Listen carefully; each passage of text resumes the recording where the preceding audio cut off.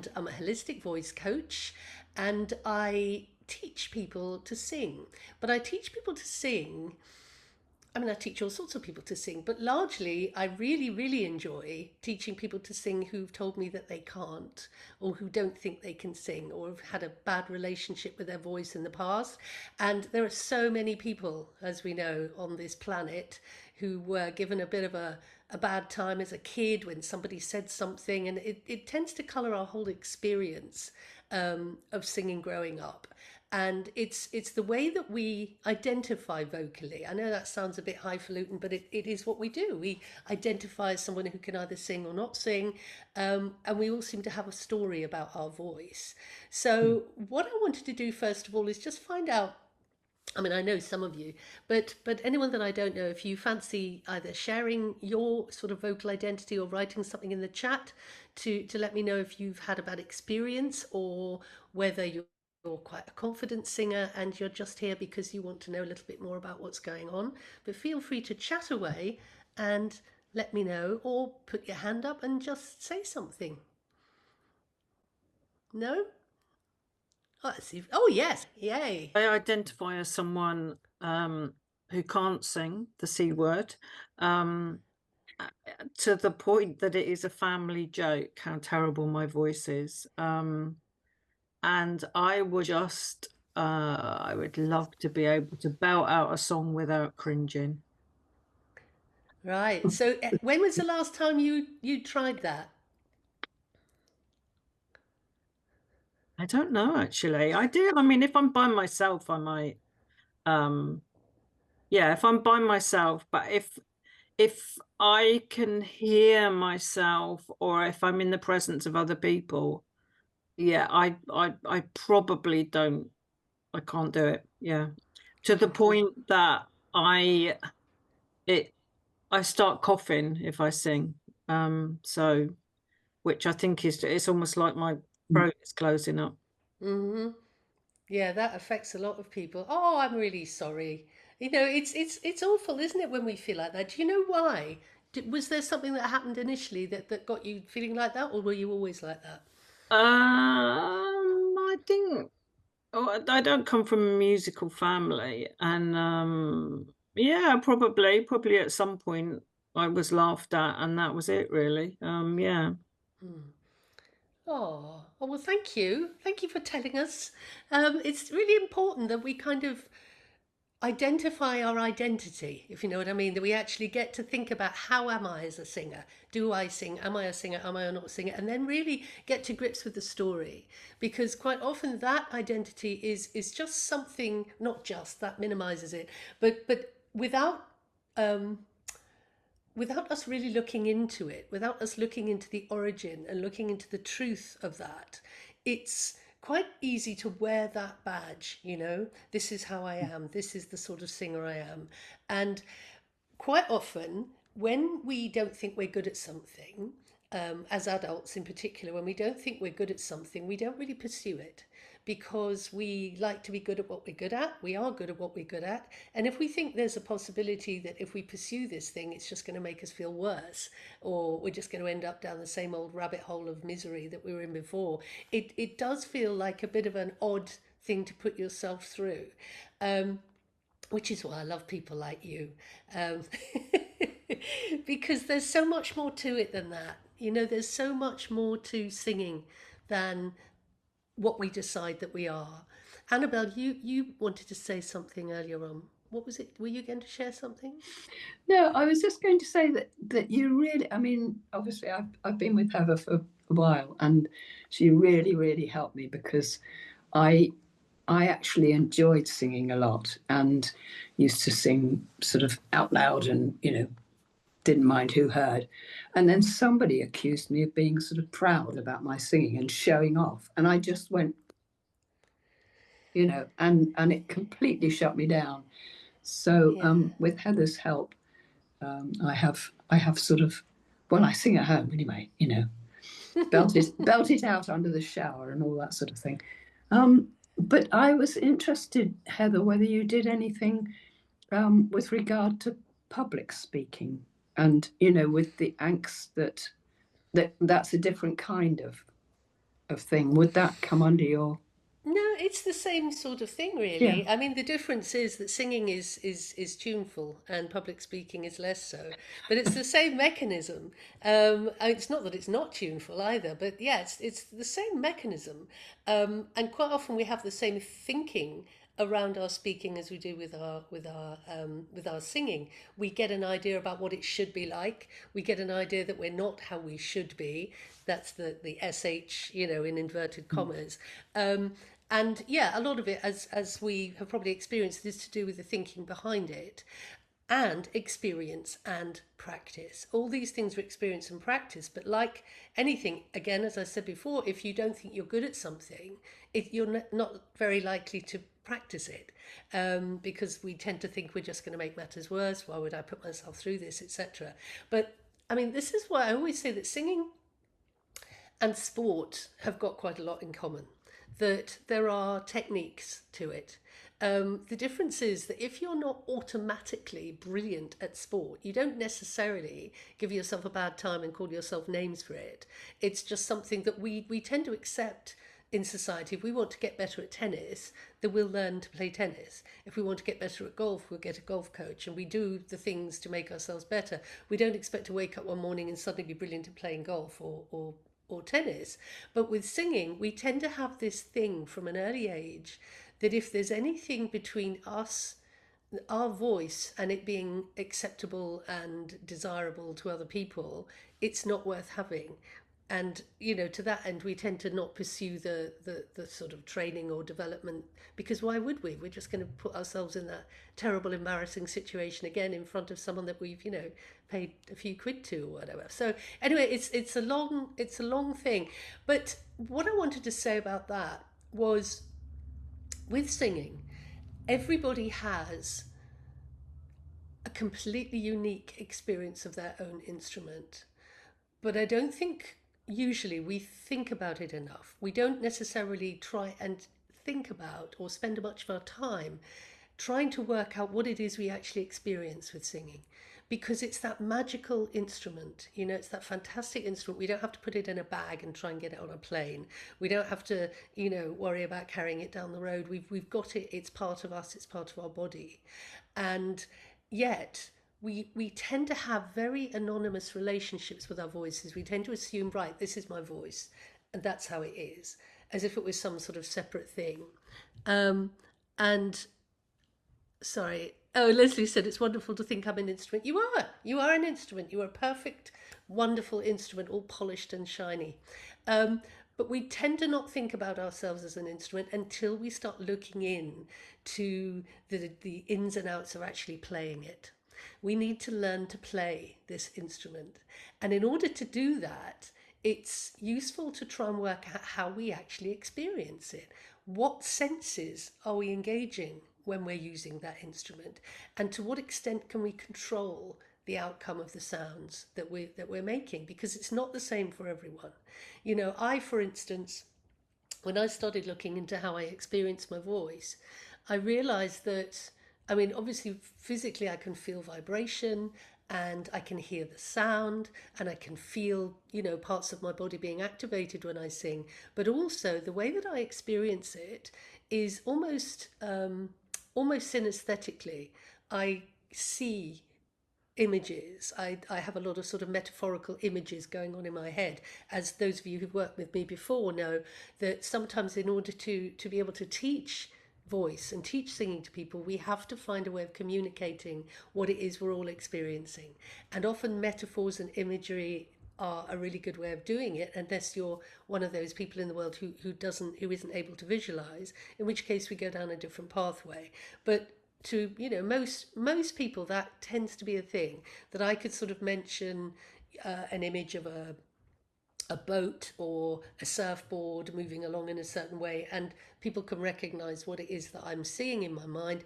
They can also visualize the same thing, and we can do some sort of activity, a vocal activity, that will have the same kind of, because we've got the same vision. Does that make sense? Yeah, but we tend not to see our voices. We tend not to think of our voices as anything other than just things that make a noise somewhere in the body. And we tend to, as Julia was saying, when you get a little bit tight, a little bit stressed, a little bit too up in your head about your voice, the body takes over and automatically shuts down the sound. It will tighten the muscles around the throat and stop us.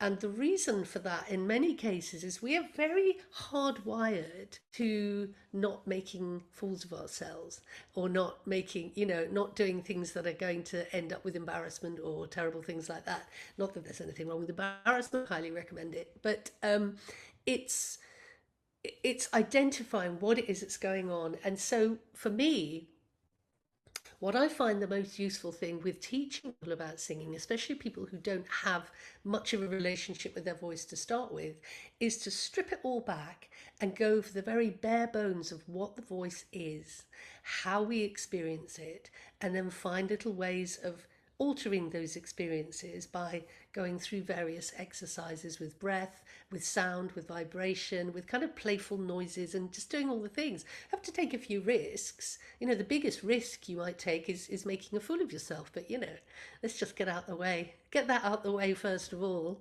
and then that's it. Also, another thing that I think is really important to mention, I honestly believe that unless somebody has paid lots and lots of money for a ticket to come and listen to you singing, and you've promised them that you're going to have a wonderful experience, unless they've done that, nobody's got any right to have an opinion about your voice at all, unless you're insisting on singing in their ear when they're trying to get to sleep or something like that. But your voice is your business. We tend to, as a society, thank God we've moved on from a lot of things that used to be acceptable. Nowadays, we can't fat shame, thank goodness. We can't body shame, we can't slut shame. We don't do all the things that people used to do. An awful lot of shaming, and some people still do it. But as a society, we're very much switched on to the fact that we are, autonomous, and we get to make our choices about how we appear in the world. But unfortunately, if you've ever seen any of those TV talent shows, voice shaming is still a thing. Voice shaming is something that people still feel it's perfectly acceptable to do. People call each other names, they tease each other. And I'm not saying let's all get precious and never, no ribbing and poking fun. But on the other hand, I work all the time with people who have come out the other side of that kind of shaming, and in many cases have lived a whole lifetime with no access to their own voice because of something somebody said or something that happened when they were younger. And so there are lots of layers going on. There's that thing where, as children, we're very good people, most of us, all of us actually. And when we're children, we believe what we're told, and we believe that we want to please people, and if somebody tells us something, we believe them. And so if your music teacher in, third year or nursery or something tells you that you are singing out of tune and you have to go and sit over there with the people who sing out of tune, that's it. I sing out of tune. I sit over there. I don't sing. And that becomes real. That becomes the truth in your life. And so many people that I work with have spent their whole lives thinking that they sit over there because they sing out of tune, because somebody who probably had no right to say such a thing at all, said something that made a big impact, and we carry it for our lifetimes. So I'm trying to pack so much in this little time.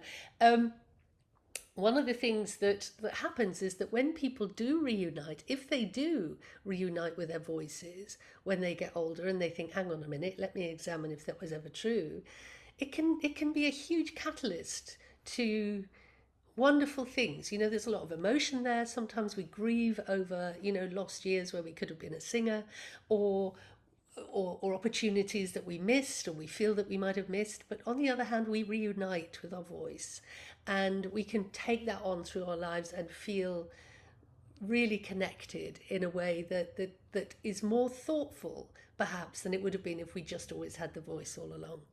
Yeah, is that chiming with anybody? Anyone resonating with what I'm saying?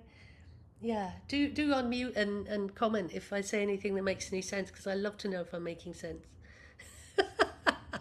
I think I'm making sense. Good. Okay. So anyway, right, we've only got an hour today, which is never enough.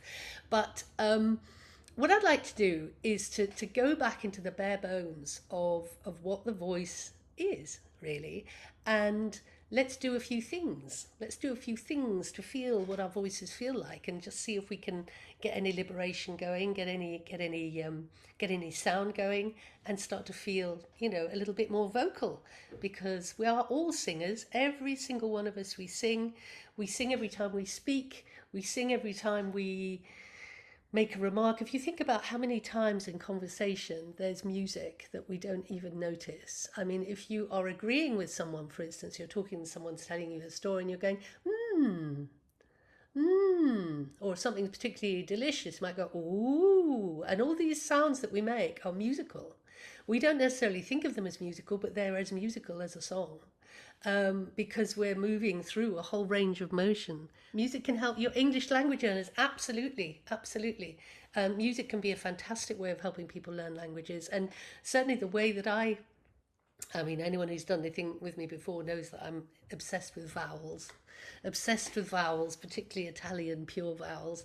And actually, yeah, lots of languages have those beautiful pure vowels. But yeah, absolutely, Dale, it's a fantastic way of doing it, because it's also, it helps you to relax when you're singing. But yeah, so these noises that we make all the time, you know, you'll probably notice now in conversation, you'll be talking to someone and they'll go, oh, and you'll think, oh, you just sang a little song and you didn't realize it. We do it all the time. We do it all the time. And growing up in Cornwall, you know, everyone's got very musically voices down there. And I used to, as a child, I used to listen to my aunties sort of talking, and then they'd be talking like that, and it would all be down there and it would be up here, and it was all sort of up and down with the music. And I remember when I was a little girl and I first had to play the recorder, and I learned the very basics of notation, notes work. And I used to listen to them speak and think, gosh, I wonder how you would write that as musical notes. I never did find out, but I think there is a thing. But so we hear conversation in the way that we speak, but because we don't put it in the singing box, we don't necessarily stress out about it in the same way. Anyway, so the thing about singing, it all depends on vibration.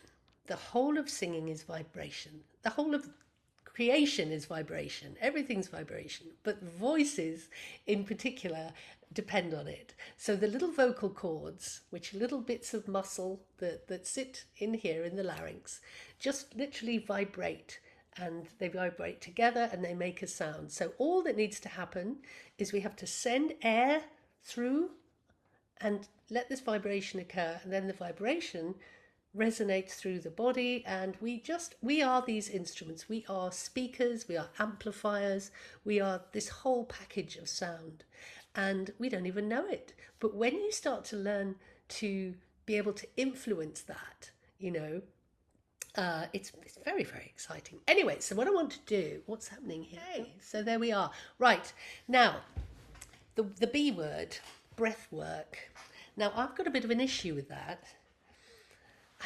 It's just daft, isn't it? Why is it called breath work? Because it's not work. It's just breath. But nowadays everybody calls it breath work, and I suppose I should too, although I don't necessarily like to do what I should. So breathing, I'm going to call it breathing, and it's we're all breathing all the time, thank goodness. And what we can do with breathing is notice the relationship between breathing and the voice, and how we can control the ins and the outs of the breath, but not in a sort of way that makes us stressed and tight, but just to kind of observe where naturally the breath wants to go and how it wants to move. And oh, hello, you're on camera. How lovely to see you. Hi. And oh, we're in a car. Cars are the best place to sing, by the way. Everyone should practice their singing in a car. And I think if everybody sang more in the car, there wouldn't be any road rage. We'd just all be so chill. We'd be driving along singing, and everyone would be, yeah, da, da, da, da, and it would all be really groovy. Anyway, so breathing. Breathing does so many things. It relaxes the body, it keeps us alive, it pumps everything around, and also it's the fuel of the voice. And what we tend to do with singing, if we feel nervous or stressed, or we literally just forget, is we don't breathe before we sing, and then we wonder why we can't sing. And it's like sort of going out on a bicycle and not putting any air in the tires. You don't really have a particularly comfortable ride with it because there isn't anything keeping you afloat. So the air keeps the voice afloat. But what we tend to do as well is we tend to breathe a little bit funny. We tend to breathe right up in our chests with our shoulders and our necks and all the things. But actually, the only place we really need to be able to breathe is down in our lungs. Let me just move my camera. I'm not going to show you my lungs, obviously, because that would be peculiar. But so our lungs are, they're here. There's part of the body here. And when I like to breathe, I like to feel as if the breath is going right into the back here and those ribs are expanding so that the breath is quite low. Okay, I'm going to move my camera again because that just looks weird. Okay, so thinking about breath, when we're breathing, keeping the shoulders nice and settled, just let them stay where they are. Are you safe to breathe there, Vicky? Or are you driving a car? Or... I mean, not safe to breathe, obviously you've got to breathe, but I don't know whether you're stationary or whether you're going somewhere. I don't know. You're okay, you're cool. Well, you do whatever you need to do. All right. Okay, so we kind of sit here like this, nice and relaxed. And all I want you to do is just take one of your hands and put it on your tummy, just there, just on your tummy like that. Okay? And another hand, if it's safe to do so and you're not driving a car or riding a bicycle, take the other hand and put it behind you there so you can feel your ribs. Okay, so I've got my fingers facing the front, I've got my thumb pointing behind me, just there. So the ladies among us, it's kind of where the bra strap is. The gentlemen among us, whatever. So then we have a hand here on the top of the belly and one there behind us. And all I want you to do is very, very naturally just exhale, just blow the breath out. And then just let the breath come back in naturally. And out, just in your own rhythm, not my rhythm, your rhythm. Just a few more of these.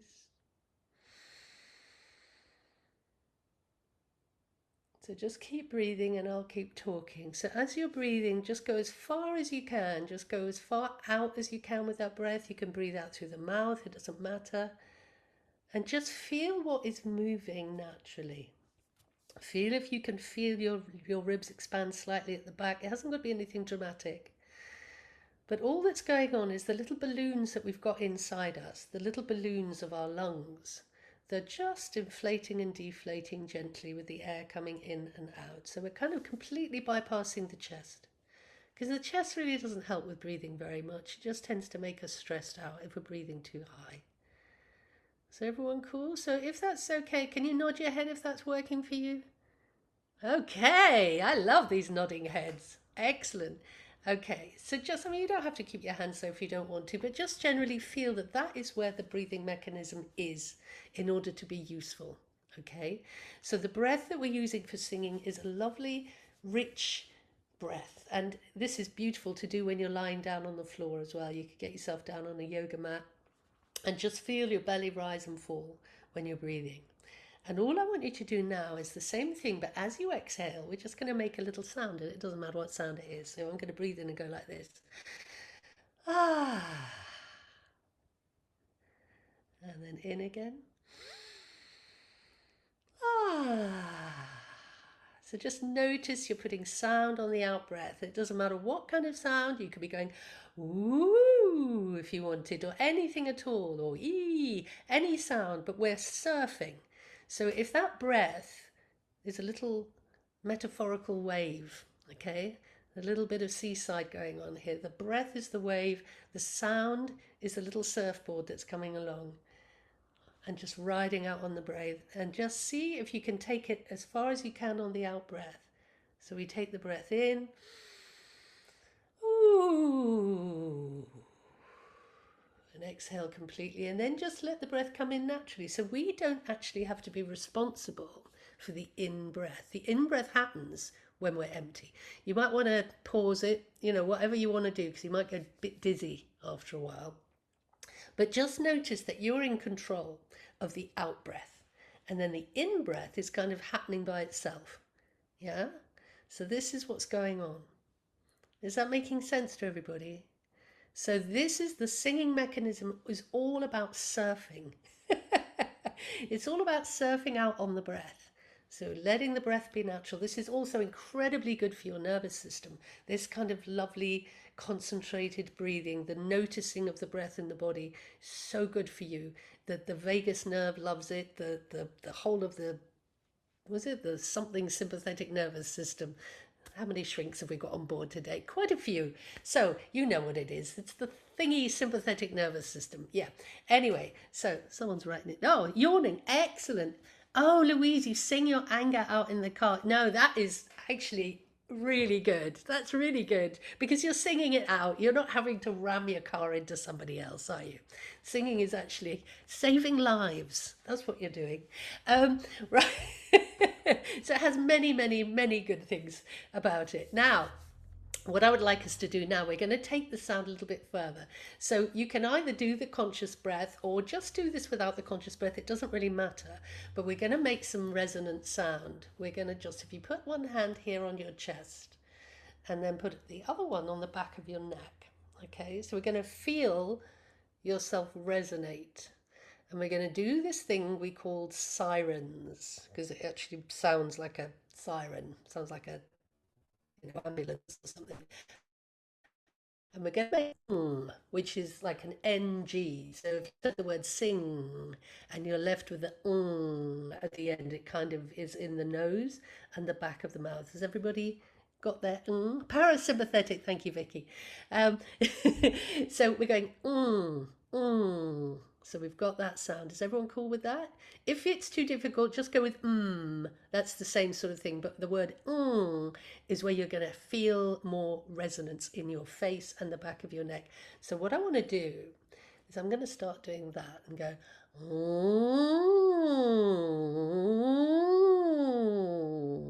Okay, so just we're making those noises.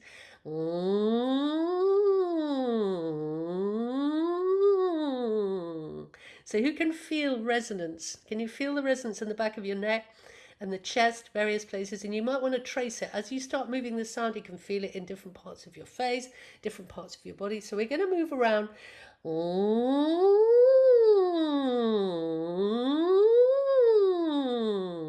So we're going all over the place. You haven't got to stick with the same pitch that I'm at. We've all got completely different voices, and this is one of the beautiful things about singing. Everyone's voice is utterly unique. And one of the problems that we have is we try to sound like everybody else, and that's where it all starts going wrong. But just sounding like you, we're going, I get it really itchy in my ears when I do that. And just see how far you can go in each direction.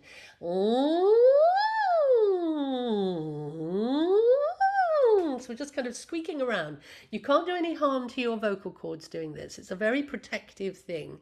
The vocal cords are literally just stretching. The thinner edges for the upper notes and the edges go thicker for the lower notes. So we're kind of protecting them by sirening. It's a really, really healthy vocal warm-up. So is everyone cool with that so far?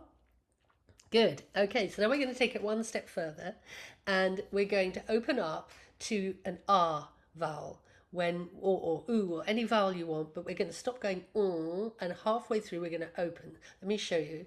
So I'm going ah, ah, ah. So you're feeling the contrast of sound between the and the ah. As it contrasts, you'll feel that resonance. Ah. Just play with it a bit more. Ah. But we're just surfing out on that and that ah, making all these sounds. You've got a massive range of movement in your voice. You know, it doesn't matter whether you think you can sing or not, you have, because we've all got vocal cords, vocal folds that stretch and do marvelous things. It's just whether or not we're used to using them. So finding that contrast between the and the ah. Okay. All good so far? You'll look fabulous, whatever's going on. It just looks marvelous. Good. Okay, so this is the kind of cursor, the warm-up to the voice, where we start to feel that we are this instrument. You start to really get a physical acceptance of the fact that you are creating sound, and that even within that small siren exercise you can do an awful lot of stuff. You can go low, you can go all over the place, and it's not just because I'm a singer I can do that. Anyone can do that. It just is the vocal cord stretching, and we can speak up here. We can speak up here and talk like this, and we can speak down here and talk like this, and it's vocal cords. It's just some of us have the confidence to use it more musically and a bit more control over a bit and a bit more experience. So everyone good so far? Yeah? Okay, I'm enjoying this. Oh my goodness me. Right, okay. So this is the thing about singing is having a decent vocal warm-up is incredibly important, because like any other exercise, like any sport that we do, it's important to keep the muscles in a good limber state, because if we sort of just suddenly go into a concert hall and start singing like this after we haven't warmed up, you know, after a few nights or whatever concerts, the voice is going to start getting tired. So getting into a really lovely healthy routine of vocal care and vocal maintenance from the ground up, from the first time you ever start singing, getting into the warm-up routine, means that your muscle, your vocal cords are going to be looked after. You're going to be caring for them. They're going to last longer, and they're going to stretch a little bit more. They're going to give you more range, more texture. But remembering that the relationship between the breath and the voice is the key thing, whether or not you're going or whether you're just taking a breath and going the breath and the voice are connected, absolutely connected. And, you know, when people go off and do karaoke or whatever they're doing sometimes, you know, people will stand up, they get the mic and they'll start singing. They'll be like, oh, God, they get to the end of the phrase and everybody falls over and it's terrible, because we don't get into the habit of very basic housekeeping in terms of singing. And the very basic housekeeping thing in terms of singing is remembering to take a breath at the beginning of each phrase. It's really that. It's taking a breath. It's filling up with petrol before you make a trip. Every single time, just making sure you've got it in the tank so that you can do what you need to do. So that is it. A little reminder always to take a breath. So if you're ever going to do karaoke, make sure if you get a lyric sheet or whatever, just put a little tick at the beginning of each phrase and remember to breathe. Anyway, yeah, we're not doing karaoke today, not yet, but I do want to do a couple more bits and pieces. And what I'd like us to do now is to just literally sing a sung note. Okay, just a note. It doesn't matter what it is. It doesn't have to be the same as me. It doesn't have to be the same as anybody else. But I would like you to take a breath, and on the out breath then we're just going to sing a note, and you can sing it to a vowel, to an oo, e, ah, or la, lay, li, or anything you want. And I'm going to play a little chord on the piano, and let's see if my head doesn't fall off because I'm attached to this. There we go. So, can you all hear that? It's just a little C major chord, nothing exciting. And I'm just going to take a breath, and I'm going to pick one of the notes in that chord, I think, or I might pick a different one. And I'm just going to go breathe and sing like this. Breathe. La. That's it. So I just held it for a few seconds with the breath beforehand. Okay, so let's do that again. And you could sing any other note you want. Let's just do it together. So 1, 2, 3, 4. La.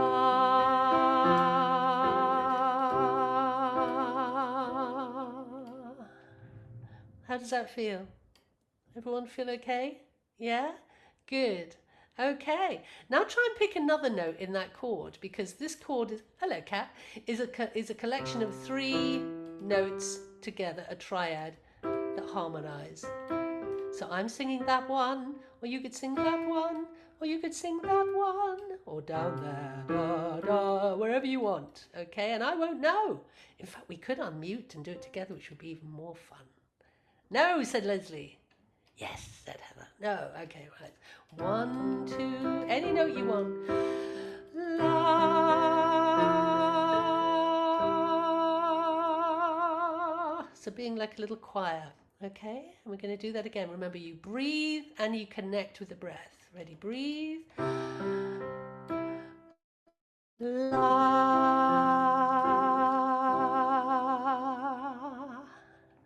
All right, so we've all sung a note. How does that feel? Everyone feel good? All right. So the relationship between the breath and the note is really important. It's the voice is so much part of you and part of who we are. And this whole point that we don't let ourselves do it for whatever reason is, it makes me so cross. Anyway, there we go. So yeah, anyone else have any insights, or was anything fun, or was it terrible? Or oh, Vicky, you noticed there was someone in the car next to you. Ah, well, you made their day. Yeah. I am parked, by the way. I just finally found my unmute button. Now this is the middle of my workday, so I'm on my way from my office to the clinic, and so I thought, well, this is perfect because if I'm going to sing, it's in my car anyway. So I just thought, I'll sit here. Absolutely. I didn't realize there was someone next to me till just a second ago. You should have shared the link with them. They could have come on with us. That would have been fun. Oh well. I'm usually belting it out like I'm a singer in the car anyhow, so that's Well, okay. there you go. It's funny though, because sometimes we think we look like we're doing all this when we're singing, but actually we're not. You know, if somebody walked past, they probably wouldn't know what you were doing. You probably might just be, you know, nothing. But yeah, cool. Julia, sorry, love, you were gonna say something. Just that I sang much lower than I expected. I wasn't. Yeah, I found that I was gravitating to the lower notes, and it kind of surprised me. And did it feel okay? Did it feel good down there? Yeah, Comfortable? Yeah. yeah. I mean, this is another thing. A lot of things that people misunderstand about voices is there's an awful lot of comparison. You know, the people hear music, they particularly hear music that people they like, people they enjoy hearing, the voices they admire, and we try and emulate those voices. And sometimes it's like trying to dance in someone else's shoes, that we're just not physically built to sing in the same way as that person. I remember having it was kind of the upside down of that, actually. There was a lady that came to me for lessons probably about 20 years ago, and she came along because she wanted to sing. Her favourite singer was Joan Armatrading. I don't know if everyone is aware of who she is. She's a British singer-songwriter, and she has a low voice, and she is marvellous. So this lady wanted to sing her songs, and we were trying all these things, and she had no confidence, and she said, oh, I've never been able to sing, I can't do this, I can't do that. And we worked on the voice for a while, and we suddenly realised that her voice was naturally so much higher, that she was a soprano, that she had an operatic voice. She had a voice that had all this shiny, tinkly stuff that was like little bells. It was so beautiful.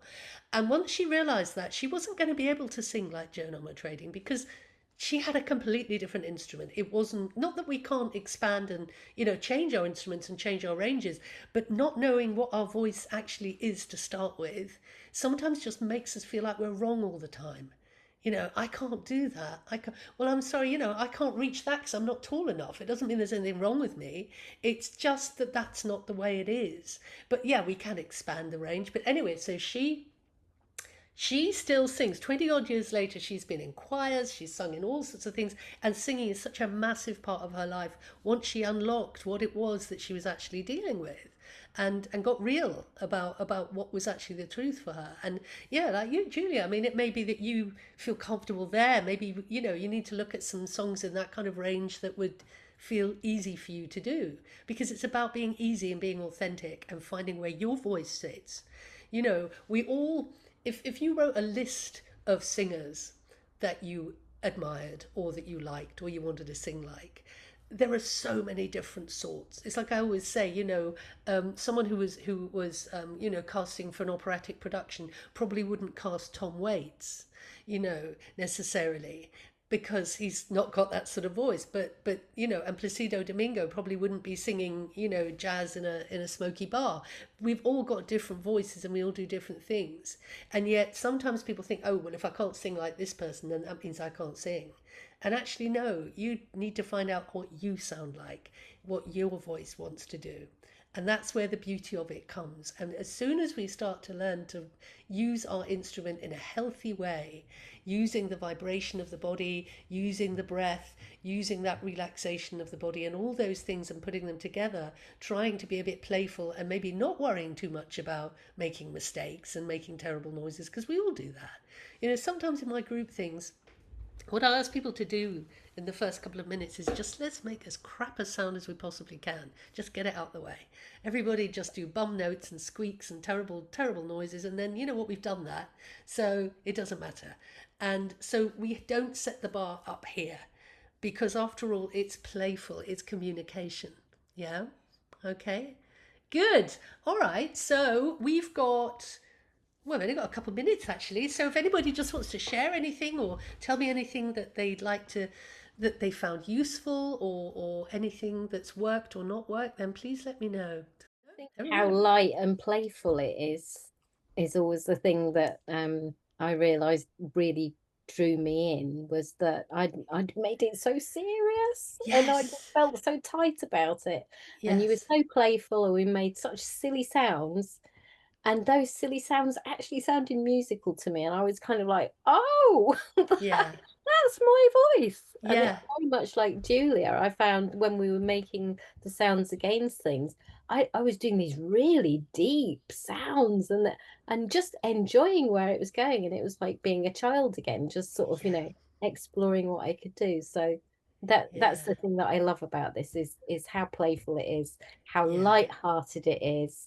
And it just makes me put my shoulders back, and then I can feel my lungs. Yes, exactly. Oh, that's so good to know, because I mean, this is it. We have the stuffing knocked out of us sometimes when we start comparing ourselves and we start getting stressed out about it should be this and it should be that and I'm not this and I'm not that.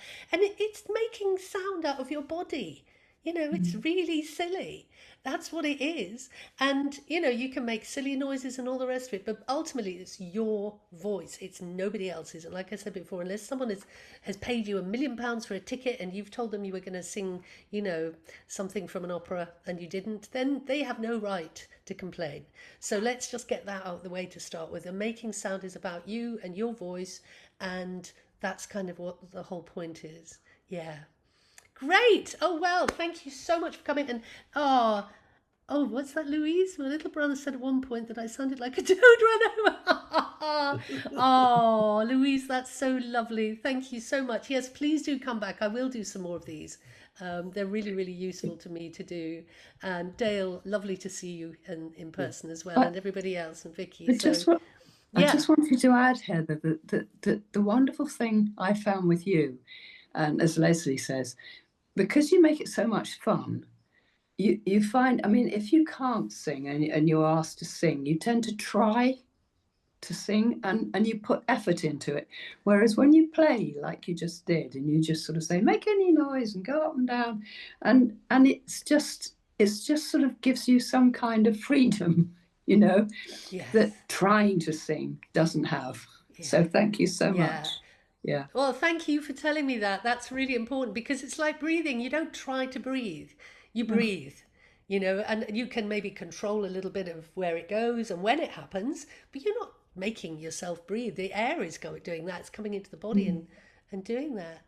Oh, well, thank you, everybody. And what's that, Leslie? Oh, hang on. What we've got going on here? There's a message from Dale. Oh, yes, it's very important, isn't it? I mean, taking a breath, singing the notes, that's it. It's like being a bellows. You cannot exhale if you haven't inhaled, and singing is just exhaling in tune. That's really good. Oh, I'm so glad it was useful. Thank you, everybody. Right. So, but yes, I hope to see you all very soon. And thank you so much. I'll send you an email with the video, and we'll take it from there. Thank